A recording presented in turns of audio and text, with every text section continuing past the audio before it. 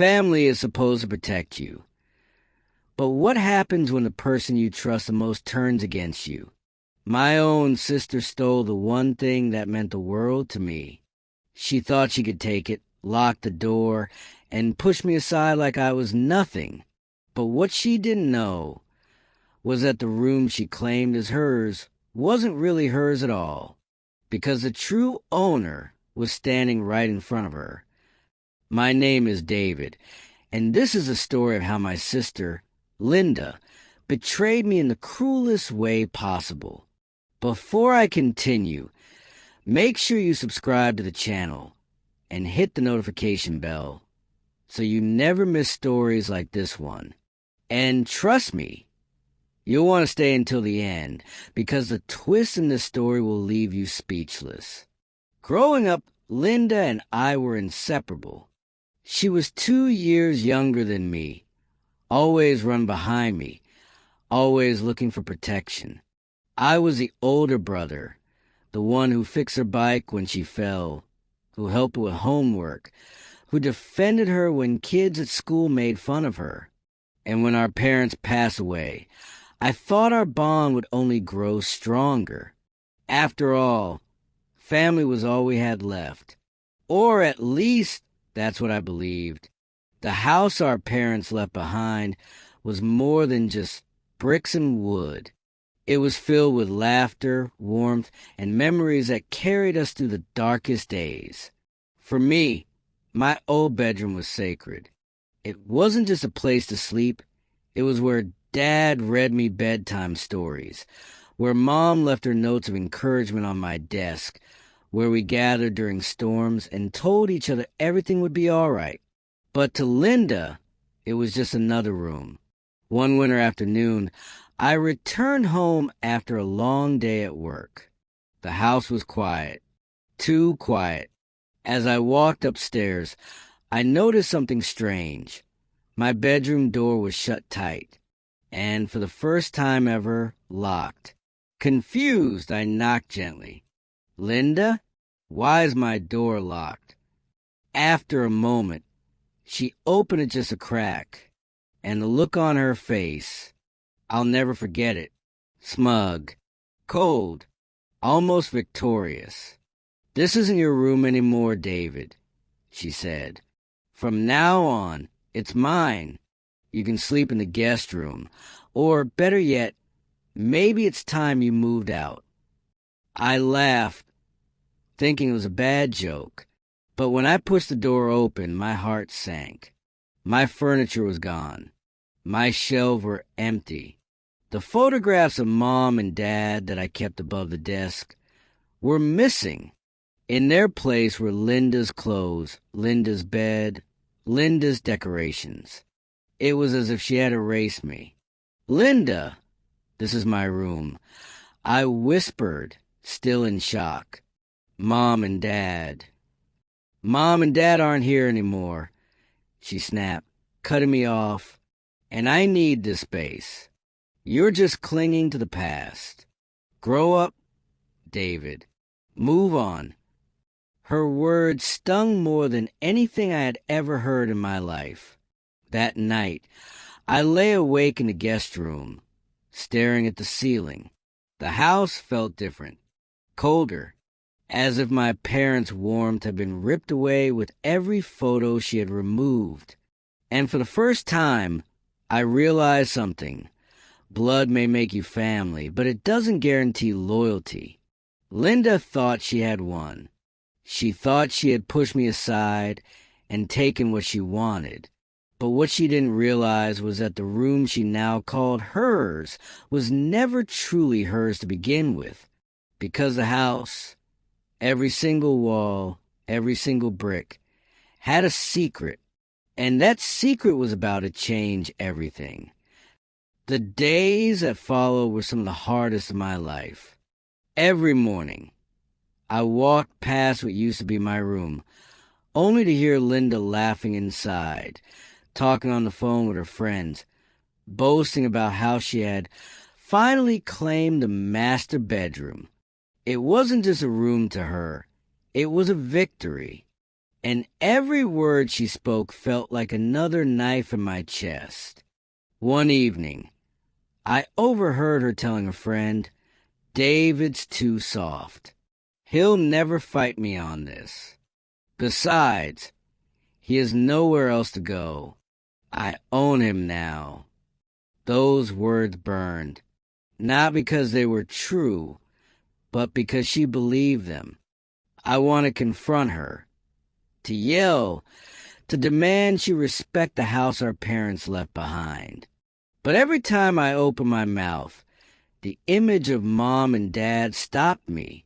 They always taught me to protect her, to never raise my voice, to be patient with her no matter what. So instead, I swallowed my pride and stayed silent. But Linda's cruelty didn't stop there. One night, I walked into the kitchen to find her rifling through a drawer. When she noticed me, she smirked. "Looking for something, David?" I froze. In her hand was the old family photo of us as kids, the one Mom had framed and placed on my desk. "This used to mean something to you, didn't it?" she asked mockingly. Then, right in front of me, she tossed onto the counter and walked away. The frame cracked. I picked it up carefully, my hands trembling. My parents' smiling faces stared back at me through the shattered glass. That was the moment I realized Linda wasn't just taking a room. She was trying to erase me, to erase my place in the family. Still, I held my tongue, because what she didn't know was that the house wasn't truly hers to claim. The turning point came a week later. I came home late one evening after work. As I walked into the living room, I heard voices upstairs. Linda was on the phone again, speaking louder than usual. "Yes, I've already moved into his room. Honestly, David's pathetic. He doesn't even fight back. Once I get the rest of this house under my name, I'll finally be free of him. It'll all be mine." I froze. The words echoed through my mind. The rest of the house under my name? She wasn't just after my room. She wanted everything. I felt anger rising inside me, but instead of barging in, I smiled to myself. Because what Linda didn't realize was that her so-called plan was built on a lie. The truth was she didn't own a single brick of this house. And soon, she was going to find out in the most painful way possible. I waited patiently. I let her enjoy her stolen victory. I let her believe she had control. But all the while, I was preparing for the moment when everything would change. Because Linda thought she had taken my room. She thought she had taken my peace. But what she didn't realize was I had already made a decision that would turn her little triumph into her greatest regret. And when the day came, she never saw it coming. The day of truth arrived sooner than Linda expected. It was a Saturday morning when she stormed into the kitchen, holding a pile of envelopes. Her face was red with frustration. "David," she snapped, "why are the bills coming in your name? Why is the property tax addressed to you? This house belongs to both of us." I calmly sipped my coffee and looked her straight in the eyes. "No, Linda, it doesn't." She froze. "What are you talking about?" I stood, walked over to the cabinet, and pulled out a folder. Inside were the legal papers our parents left behind, documents Linda had never bothered to read. Mom and Dad trusted me with this house. I said firmly, they knew I would protect it. They left it in my name alone. You've been living here because I allowed it, not because you own it." Her face went pale. She snatched the papers from my hand, flipping through them desperately, searching for proof that wasn't there. Her lips trembled. This can't be right. But it was. For weeks, she had gloated, mocked me, and tried to erase me. But in that moment, the truth hit her harder than any words ever could. "This isn't fair," she shouted. "You can't just kick me out. I'm your sister." I took a deep breath. "You're right. You are my sister. And I never wanted it to come to this. But you didn't leave me a choice. You took my room, my memories, and treated me like a stranger in my own home. You thought you won Linda, but you never even had the game." She tried to argue, but I was already done listening. The following week, I listed the house for sale. And when the papers were signed and the deal closed, I made sure Linda was there when the new owner arrived. The door opened, and in walked Mr. Anderson, a middle-aged man with sharp eyes and a confident stride. "Nice place," he said with a smirk. "Can't wait to make it mine." Linda looked at me in shock. You sold it?" I nodded calmly. "Yes, to someone who will actually respect it. You see, Linda, you wanted everything for yourself. But now, you get nothing." Her jaw dropped. She turned to the new owner, begging, pleading. But Mr. Anderson simply shook his head. "Sorry, lady. I bought this place fair and square.